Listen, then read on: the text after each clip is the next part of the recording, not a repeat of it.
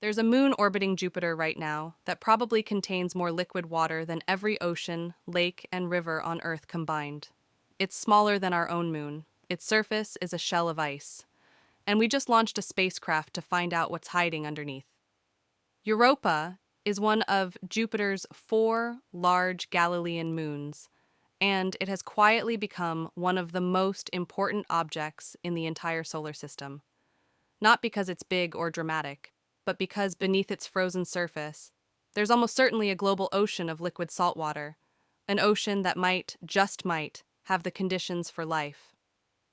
In this video, we're going to look at what we actually know about Europa's ocean, how much water is really there, and what the Europa Clipper mission is about to do when it arrives. Europa was first spotted by Galileo in 1610, along with Io, Ganymede, and Callisto, Jupiter's four largest moons. But for centuries, it was just a point of light. It wasn't until the Voyager flybys in 1979 that we got our first real look, and what we saw was strange. Europa's surface is almost unnervingly smooth. It's one of the smoothest objects in the entire solar system. Very few impact craters, very few mountains.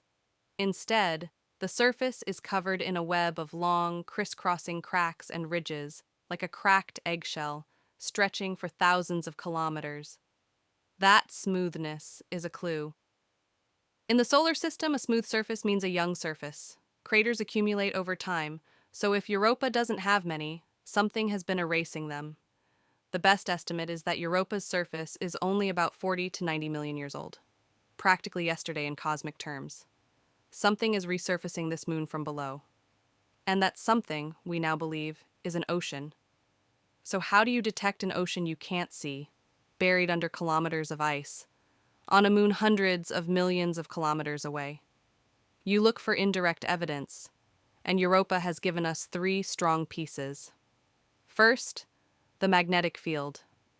When NASA's Galileo spacecraft flew past Europa in the late 1990s, it detected an induced magnetic field. That's a magnetic field generated in response to Jupiter's own powerful magnetism. The key detail is that this kind of induced field requires a layer of electrically conducting fluid beneath the surface. Plain ice can't do it. Salty liquid water can. Second, the surface geology. Those cracks and ridges we mentioned aren't random.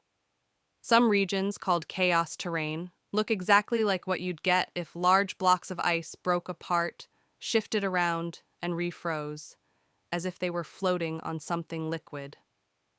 Third, and this one is still debated, the Hubble Space Telescope captured what appeared to be water vapor plumes erupting from Europa's surface in 2012 and again in 2013. If confirmed, these plumes would mean ocean water is occasionally venting directly into space. Not every subsequent observation has detected them, so plumes remain probable, but unconfirmed. But taken together, the magnetic field, the surface geology, and the possible plumes all point in the same direction. There is almost certainly a global ocean of liquid salt water beneath Europa's ice. Here's where Europa gets truly staggering.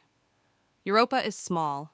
Its diameter is about 3,100 kilometers, roughly 90% the size of our moon. You could fit it comfortably inside the continental United States.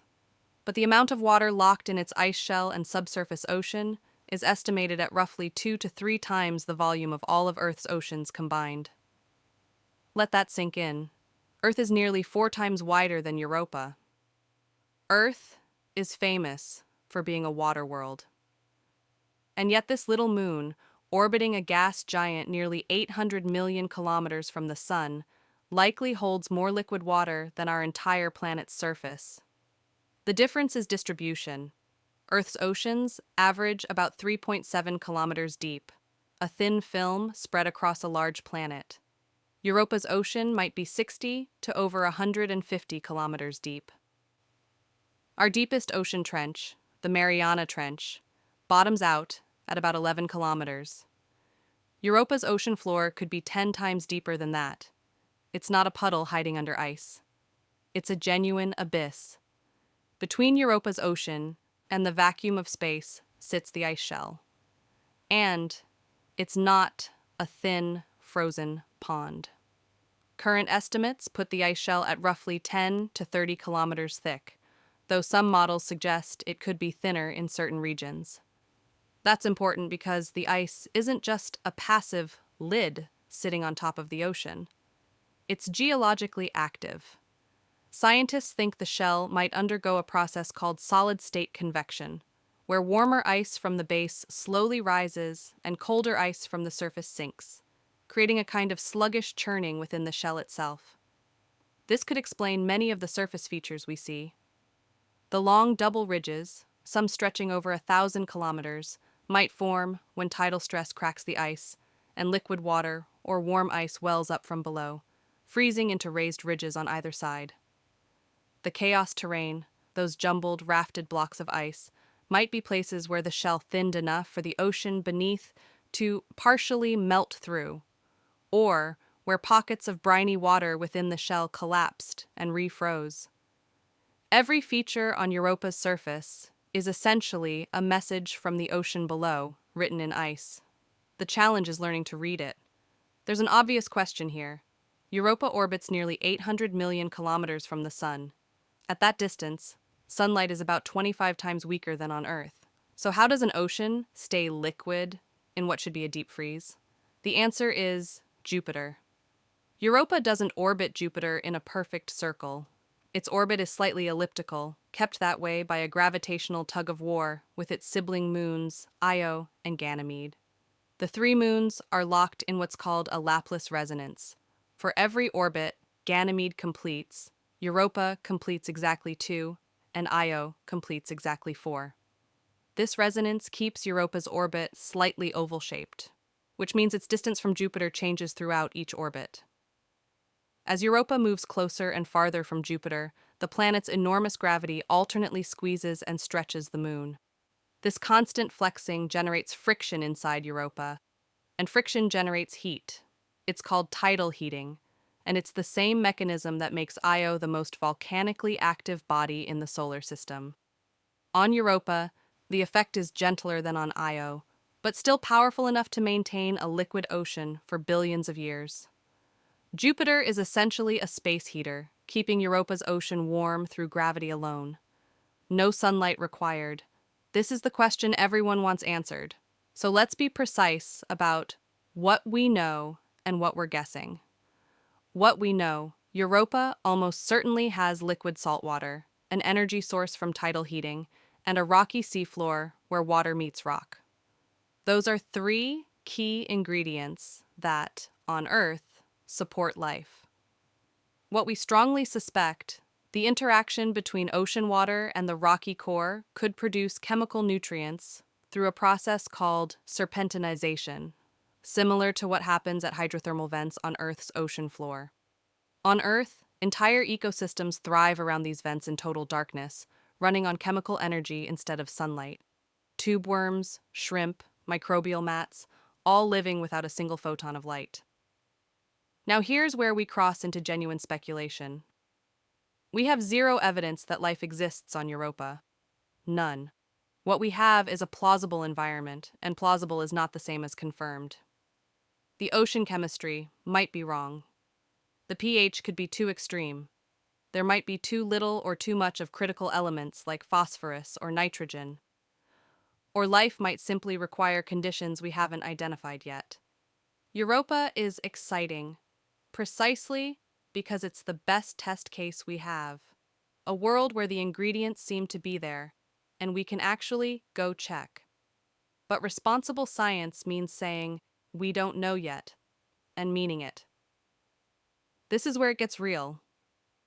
In October 2024, NASA launched Europa Clipper, the largest spacecraft the agency has ever built for a planetary mission. It's currently on its way to Jupiter and is expected to arrive around April 2030. But here's a detail most people miss. Europa Clipper won't orbit Europa. Jupiter's radiation belts are so intense near Europa that prolonged exposure would fry the spacecraft's electronics. Instead, it will orbit Jupiter and perform roughly 49 close flybys of Europa over several years, dipping in close, collecting data, and then swinging back out to safer distances. The instrument suite is remarkable.